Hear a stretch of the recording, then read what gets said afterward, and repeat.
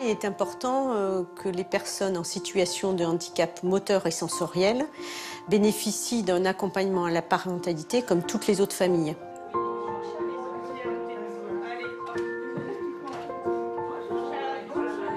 Le centre Papillon existe depuis le 1er mai 2014.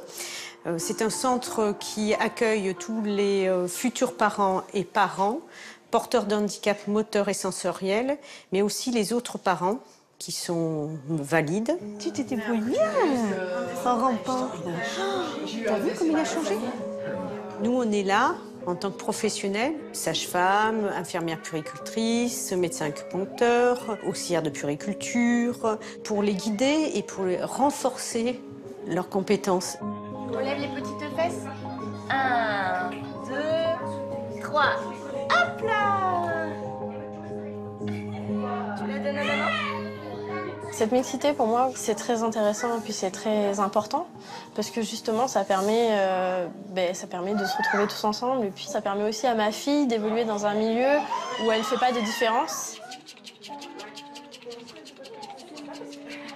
Au Centre Papillon, on propose des ateliers qui sensibilisent au handicap. Donc on va proposer un atelier langue des signes. Bonjour. C'est une auxiliaire de puériculture malentendante qui propose cet atelier. Merci. S'il te plaît.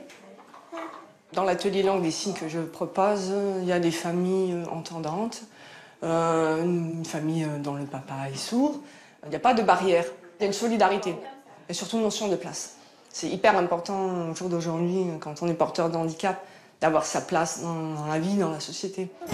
Saute, saute, saute, saute, saute.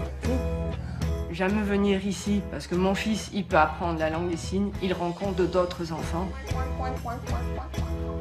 J'aime bien le mélange avec les personnes entendantes. Le groupe il dit que c'est intéressant et que c'est bien. Voilà, il ne faut pas s'isoler, il faut que le groupe apprenne à vivre ensemble. Voilà. Comme ça, on apprend, on s'aide.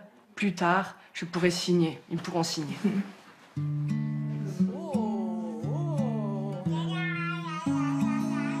Ce qui m'émeut le plus, c'est de voir les parents qui peuvent arriver démunis. On leur dit, mais posez-vous, on va réfléchir ensemble, mais c'est bon, ne vous affolez pas. On les rassure, et là, ils trouvent leur solution.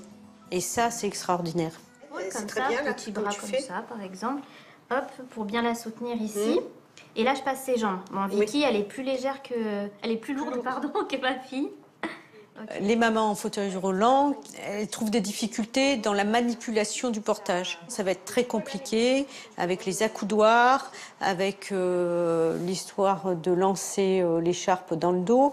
Donc il faut réfléchir à des porte-bébés adaptés pour que ce soit le plus facile possible. Regarde, nickel. Même si j'ai mes propres astuces, c'est toujours bien de les faire valider par une puéricultrice. Ça permet de confronter nos points de vue et s'assurer qu'on va dans le bon sens et pour le parent, donc moi en tant que maman, et pour le bébé. Tu te sens à l'aise? Oui, très bien.